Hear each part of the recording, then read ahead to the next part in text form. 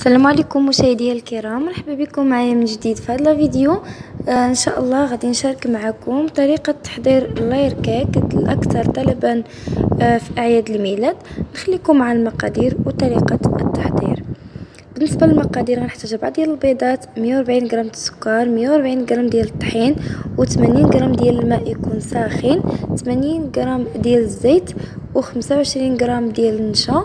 وبالنسبه لخميره الحلويات غادي نحتاج 20 غرام، وعندي هنايا الفاني للتنسيم. طبعا غادي نجيب هذاك البيض اللي غادي يكون بحراره المطبخ طبعا، وغادي نديرو في البول اللي غادي ندرب. يمكن لكم تستعملوا غير الضرب الكهربائي زعما ديال اليد، ماشي ضروري تستعملوا العجانه. غادي ديروا ديك 4 ديال البيضات، من بعد غادي ديروا واحد رشيشه ديال الملح، نسيت ما ذكرتهاش في الاول، غير شيشه. وغادي نضيف عليها السكر سنيده، وحتى الفاني غادي نديرو من الاول باش يعطينا النسمه. يمكن لكم تستعملوا ديك تعوضوها بخماره فاني ديك ديال الشاسي. غادي نديرها في العجانه وغادي نخليها تدور مزيان حتى كيطلع لينا البيض وكيولي لينا كريمي. وعاد غادي نضيفوا عليه الدقيق. بالنسبه للسرعه غادي ندير شويه بشويه حتى رديتها سرعه قصوى، ضروري ما يمكنليش نديرها قصوى من الاول. هنايا كتشوفوا الخليط ديالنا ولا بدا كيتغير اللون ديالو ولا لينا كريمي. دابا غادي نضيف عليه الدقيق والنشا والخماره. بالنسبه للخماره انا درت تما هذيك الشاسيه ديال 20 غرام، يمكن لكم تعوضوها بجوج شاسيات ديال 7 غرام دوك اللي كيكونوا حمر. انا كنستعمل هادي، درت هادي. المهم هنايا ضفت الطحين ودرت عليه حتى النشا، وكلهم غادي نغربلوهم طبعا باش كيدخل لينا الهواء ما بين ديك الحبيبات ديال الطحين، وكتجينا الجينواز ديالنا ناجحه 100%. ضروري من هاد العمليه هادي. من بعد كنجيب واحد الضراب اللي هو يدوي، انا كنفضل الضراب على سباتول. كنت كندير من قبل سباتول، دابا لقيت النتيجه كتكون افضل بالنسبه للضراب اليدوي. وكنبقى نطلع شويه بشويه من الاسفل للاعلى حتى كيتجانس لينا الخليط وما كيبقاش كيبان داك، ما كيبقاش الخليط كيبان، عفوا الطحين. ومن بعد غادي نضيف عليه الزيت ديك 80 غرام، وغادي نضيف عليه حتى 80 غرام ديال الماء اللي عاود سخنتها حيت مع التصوير بردات. انا راني عاود سخنتها بداك الكاسرونه. وغادي نبقى نستمر في عمليه الخلط من الاسفل للاعلى باش ما كيطيحش لينا البيض. صافي هنايا كنكون ساليت، وغادي نجيب واحد المول ديال اللاير كيك كيف ما كتشوفوا، داك المول اللي كيكونوا طوالين، ودرت غلفتو بابي الومنيوم من الاسفل، وندرت هنا دائره ديال بابي كويسون باش ما نديرش الخليط نيشان في بابي الومنيوم. وغادي ندخلو للفرن واحد درجه الحراره اللي تكون مهيله باش يطيب على خاطرو. وبالنسبه للقطر ديال هذا المول هو 20 سنتيم، كنعبر انانيه بالسنتيم، 20 سنتيم. غادي ندخلو للفرن وغادي ندوز باش نوجد كلاصاج مونطي. غادي نحتاج ليه 150 غرام ديال الشوكولا غيش من نوع ايكبيل، وغادي نحتاج 50 غرام ديال الشوكولات حتى هو ايكبيل ولكن يكون ابيض، وعندي 200 غرام 250 غرام ديال الكريمه السائله. غادي نديرها فوق الفرن تسخن، وعلى ما تسخن غادي ندير هاد الشوكولاط غادي نخلطو، وغادي نخوي عليه ديك الكريمه السائله من بعد ما سخنات وغلات ليا مزيان على البوطه. وغادي نغطي هاد الزلافه ديالي بواحد التبصيل، واحد تقريبا شي 5 ديال الدقائق على ما كيذوب داك الشوكولاط. كنأكد على ان الشوكولاط ضروري يكون من النوعيه الممتازه باش كيجينا المذاق زوين في الكلاصاج مونطي. من بعد ما دازت 5 ديال الدقائق كنجيب واحد لاسباتول وكنحاول نحرك مزيان مزيان مزيان حتى كيطلق داك، حتى كيذوب لينا داك الشوكولاط الاسود، كيذوب وكيعطينا هذا اللون هذا اللي كيكون اسود غامق. واخا درت داك الشوكولاط البيض ضروري راه غلب عليه الشوكولاط الاسود حيت عنده 55% ديال الكاكاو. غادي نخلي لكم الصوره ديالو تشوفوه. من بعد ما خلطته غادي نجيب واحد البلاستيكه وغادي نغلفو وغادي ندير مباشره ديك الميكه تكون لاصقه على الكلاصاج وغندخلو يبات ليله كامله. من بعد ما بات لي الكلاصاج ليله كامله والجينواز ديالي حتى هي طابت وخليتها تبات ليله كامله في الكونجيلاتور. درت هذيك الطبقه الاولى كما قلت لكم ديال 4 ديال البيضات وزدت هذه درتها كشكل مربع باش ندير الطبقه الثانيه في هذيك اللاير كيك. ودرتها غير حيت عندي داك المول الصغير درت التحتاني فيه 20 سنتيم وهذا الفوقاني 13 سنتيم. غير قطعته حيت ما عنديش المول عالي بحال هكا. هنايا باش ندير الطبقه الثالثه جمعت ديك الجوانب وحصلت على طبقه الثالثه.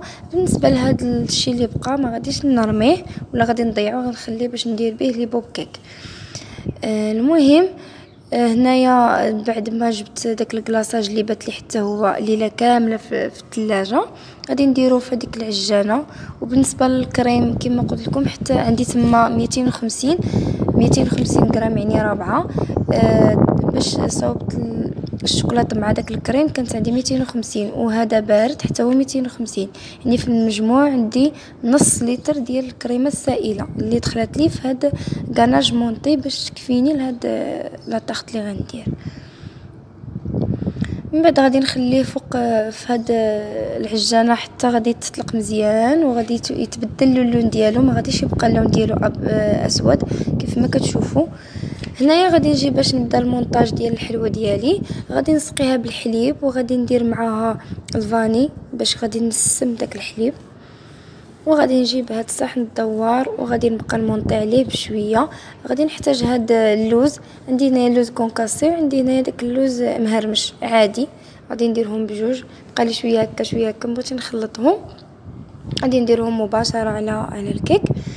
من بعد كنجيب داك القاع ديال الطارطه وكنديرو في الاسفل وكنحط عليه داك المول ديال لاير كيك غير باش نمونطي عليه باش تجيني المونتاج مزيان وصافي. يمكن لكم ما ديروش الا بغيتو. من بعد كندير الطبقه الاولى وكنسقيها بداك الحليب والفاني. الا بغيتو ما ديروش الحليب والفاني بامكانكم ديروا غير السيرو، ولكن انا كنفضل الحليب مع الفاني. هنايا غادي نجيب واحد البوش وغادي نديرو في واحد الكاس طويل ولا قرعه وكنبقى نعمر داك كلاصاج مونطي اللي درت. وغادي نبقى ندير باش ضروري ديروا البوش من الاحسن باش ملي كتكونوا كديروا ما كتجيكمش طبقه عاليه وطبقه جهه عاليه وجهه حانيه.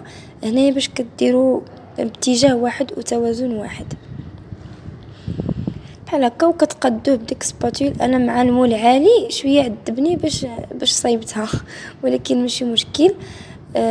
حاولت نقادو بهاد السباتول الصغيره حتى ولا السطح ديالو مستوي. وغادي نرش عليه داك اللوز اللي عندي مهرمش وغادي نزيد عليه حتى هاد اللوز كونكاسي من الفوق. وغادي ندير الطبقه الثانيه وغادي نستمر على هاد العمليه هذه. كنعتذر اللقطه اللي كنت كنقطع فيها اللي كنقطع فيها الجينواز تحدفات لي ما عرفتش كيفاش وقع لي ولا ما تصوراتش ولا ما نعرف هذاك الشيء علاش كنعتذر. المهم كتكون عاديه الطبقه ديال الكيك عاديه طويله وكتقطع. خليتها باتت في الكونجيلاتور باش لغد لي قطعتها بسهوله ما تفرتات لي حتى شي حاجه. قطعتها ودرت جبت منها 4 ديال الطبقات. وديك الطبقه الكحله كما شفتوني راني درت كيكه واحده اخرى او جينواز واحده اخرى وقطعتها. هنا من بعد ما درت الطبقه الثانيه والطبقه الثانيه وغادي نفس الشيء نفس الطريقه غادي نرش عليها اللوز كونكاسي واللوز مهرمش وغادي نضيف عليها داك الطبقه الثالثه. هي درت وحده على وحده فرقتهم بداك بابي كويسون باش ما يلصقوليش مع بعضياتهم وصافي. من بعد هنايا كنكون ساليت داك الطبقات كاملين. غادي نحاول نفتح غير بشويه وغادي نجبد هذاك المول بشويه ماشي باش يتفتح لكم بسهوله كما كتلاحظوا. كيجي مزيان ما كيجيش شي خارج شي داخل. هذاكشي باش من الاحسن تمونطيو على المول. هنايا كنجيب داك الكلاصاج مونطي اللي بقالي وكنبقى ندهن من الجوانب بواحد لا سباتول صغيره بحال هكا حتى كنعمرو كامل وما كنخلي حتى شي بلاصه. وعاد كنحاول نملسو بهذيك الملاسه ديال الحلوه. كدوروا عليه كامل بهذه الطريقه هذه حتى كتساليو، ومن بعد كتجيبوا هاد الملاسه هذه وكتحاولوا دوروا بالصحن ويديكم كدور باش كتجي بواحد السطح اللي هو مستوي. ولا بقى بان لكم شي ضريبات بحال هكا ما فيهمش الكريم، كديروا الكريم نتوما بسباتول وكتعاودوا. المهم هذيك الملاسه هي اللي كدير لكم يعني ما كتخليش شي خارج شي داخل، كتجيبها سطح مستوي. من بعد هنايا منين ساليت هاد الحلوه ديالي غنديو بيتها في الكونجيلاتور ليله كامله. من بعد في الصباح منين بات ليا اول حاجه باش غادي نبدا المونتاج ديال هاد الكيك، غادي نجيب ديك واحد 100 غرام ديال القشده السائله او الكريمه السائله، مع 50 غرام ديال داك شوكولا غيش، وغادي ندوبهم حتى نبقى نخلط حتى كيولي لنا كحل. بالنسبه للتزيين غادي نحتاج ديك لي بيمو. هنايا باتوا لي هاد الحليوات ديالي ليله كامله في الكونجيلاتور باش كنخدم عليهم بسهوله.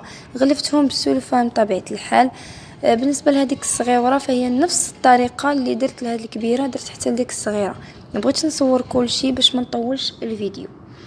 بالنسبه لديك الكلاصاج ديال التزيين درتو في واحد البوش جوطابل اولا في ميكا، وكتقطعوها وكتمشيو في الجوانب بحال هكا. انا خليته شويه جاري، ما صبرتش عليه حتى يشد راسو حيت كنت زربانه. نتوما يمكنكم تخليوه يشد راسو وعاد ديروه في بوش جوطابل باش ما يعذبكمش. ومن بعد كنخوي من الفوق وكنبقى ندوز بهاد السباتول وكندور بالصحن حتى كيولي لنا واحد السطح اللي هو مستوي بحال هكا. وبنفس الطريقه صايبت حتى ديك الكيكه الصغيره كيف ما كتشوفوا، بنفس الطريقه صايبتها. من بعد غادي نجيب واحد العويدات اللي داعمات، يمكن لكم تستعملوا غير ديك ديال القطبان ديال الشوا ديال العود، وتغلفوهم بالسلوفان وتحطوهم ضروري باش ملي كديروا الطبقه الثانيه ما كطيحش. انا هنايا الكيك مازال عندي شويه جامد، مازال شاد راسو، ما بغاش يدخلوا، صبرت عليهم حتى دابت الكيك ودخلتهم وغطيت ديك العيب بداك بالكلاصاج. هنايا غادي نجيب ديك الطبقه الثانيه ديالي ديال لاير كيك وغادي نحطها فوق الطبقه الاولى كيف ما كتشوفوا. ومن بعد غادي نجيب واحد شويه ديال الكلاصاج مونطي بقى ليا ودرتو في واحد البوش وزينت به كيف ما كتشوفوا من الفوق ومن التحت، هذيك اختياريه. وغادي نجيبوا هذوك لي بيمو اللي شرينا، كتشريهم على ذوقك اللي بغيتي كتشريه، وشويه ديال اوريو ديال الشوكولات وكتبقى تزين بها. تزينوا من الجوانب وكتحطوها بطريقه عشوائيه حتى كتحصلوا على واحد الشكل اللي هو زوين. كدهنوها شويه بالكلاصاج باش كتلصق لكم مع الكيك. هنا من بعد ما ساليت جبت هذاك ديك العقيقات الصغيورين الذهبيين كانوا عندي، وبغيت باش تزيد الحلوه ديالي اكثر جمالا ضفتهم عليها من الفوق ورشيت من الجوانب حتى لصقوا كيف ما كتشوفوا. كانت هذا هو الشكل النهائي ديال الحلوه ديالنا. حطيت داك لي بسكوي بطريقه عشوائيه. كنتمنى الفيديو ديال اليوم يكون نال الاعجاب ديالكم وما نكونش زربت عليكم، حيت حاولت ندير الفيديو يكون قصير شويه باش ما نطولش اكثر من القياس. كنتمنى الفيديو ديالي يكون نال الاعجاب ديالكم، وكنتمنى تشتركوا معايا في القناه الا كنتوا اول مره كتزوروها وعجبكم المحتوى ديالها طبعا، وديروا لي وتوصلوا لي الفيديو لاكثر عدد من اللايكات. هنايا كتبت عبد الرحيم حيت عيد ميلاد سعيد ديال عبد الرحيم، وشكرا بزاف على المتابعه.